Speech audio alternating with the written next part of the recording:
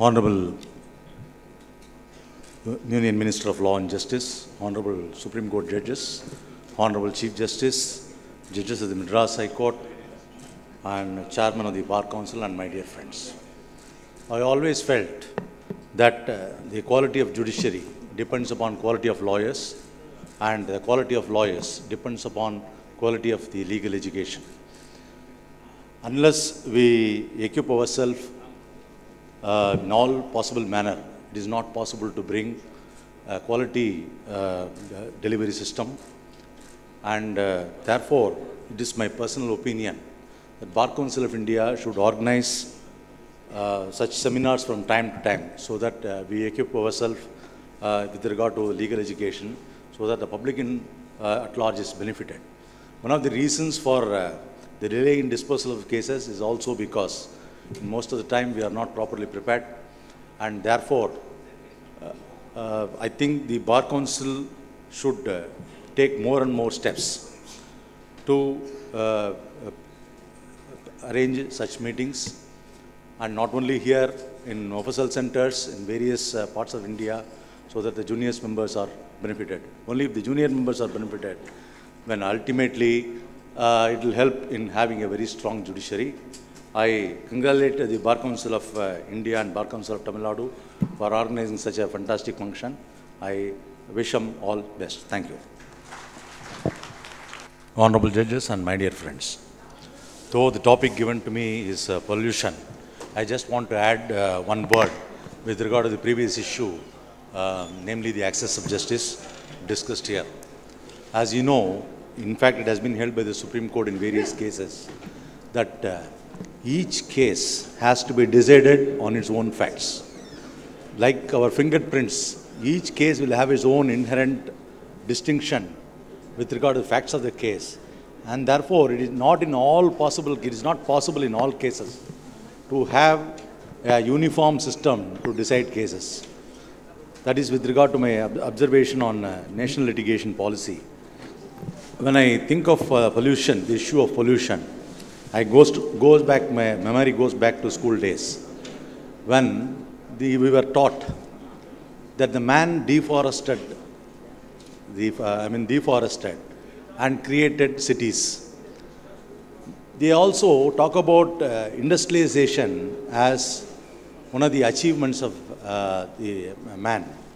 But ultimately, they didn't realize that industrialization, deforestation can lead to very devastating situation which we face today. I think, in my respectful opinion, there is complete lack of awareness about what kind of damage an industrialization or deforestation would cause is one of the main reasons.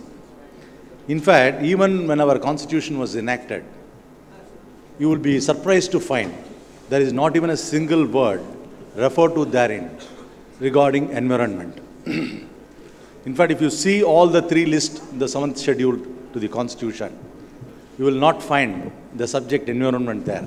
Of course, the water is there as item number 17 in the list 2, and air is not there. The environment is there, and all relating to law relating to environment is now made under the residuary article in list 1 entry 97. Thus gives an impression that as far as when the constitution was made, we were not really bothered or aware about the necessity to have a clean environment.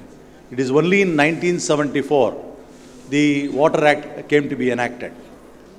And till at least 1981, many states, including state of Tamil Nadu, did not implement the act. It's only in 1981. Now, at this juncture, I would like to point out, after the 42nd Amendment, 2 provisions were introduced.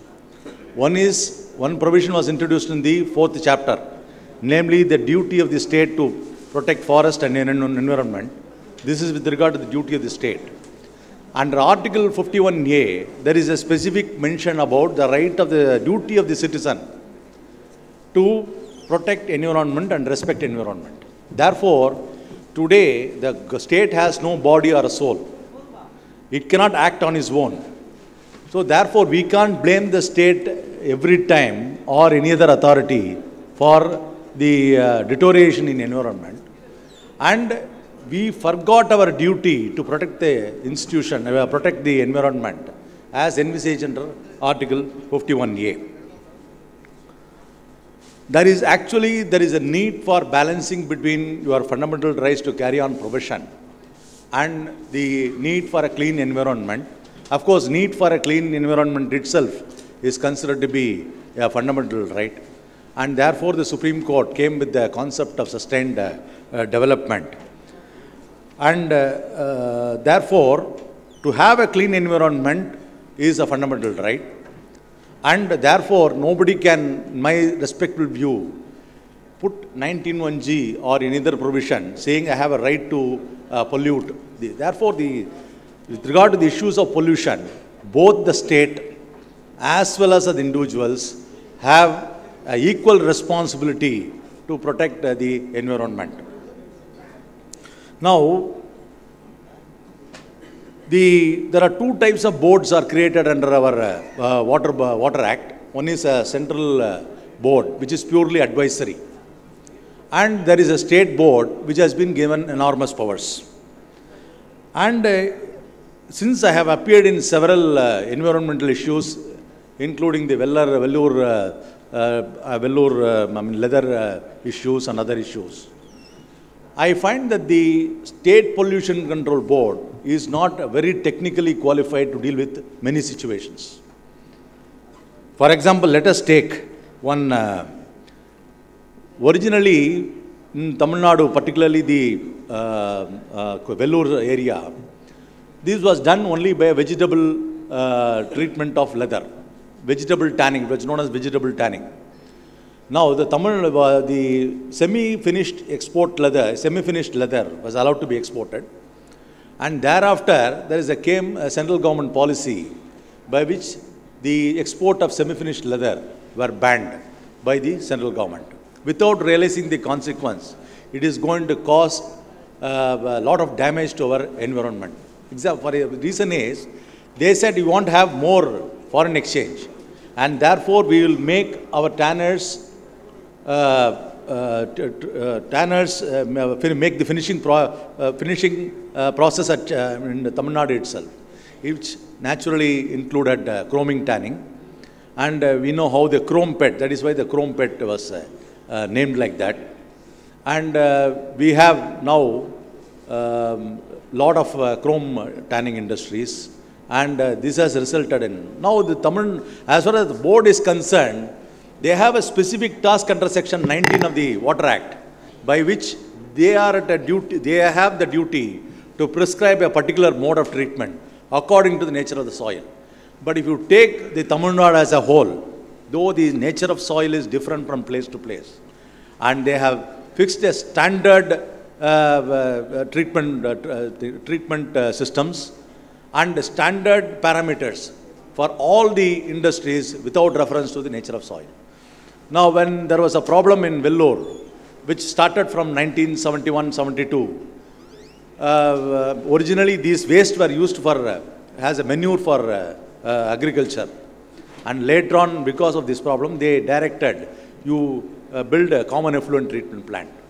Then they found, after industry finished that project, they found that these common effluent treatment plants are useless. And therefore, you said, now you adopt membrane technology. Now, the membrane technology was implemented, and thereafter, they said, no, membrane technology is not, because they didn't know what to do with the waste. 70% of the water was pure, but they didn't know what to do with the waste. Therefore, now they have come up with a solution of saying zero discharge plants should be established in various industries in Tamil Nadu. Now, by the time, the industry has spent thousands of crores from developing the various methods of treatment. But unfortunately, the pollution control boards all over the country have absolutely no clue as to how they arrest these pollutions. Therefore, when an industry is sought to be set up, or if there is any change in the government policy with regard to exports, this aspect should be mentioned. This aspect should be kept in our mind, kept in the mind of the government before making any suggestion.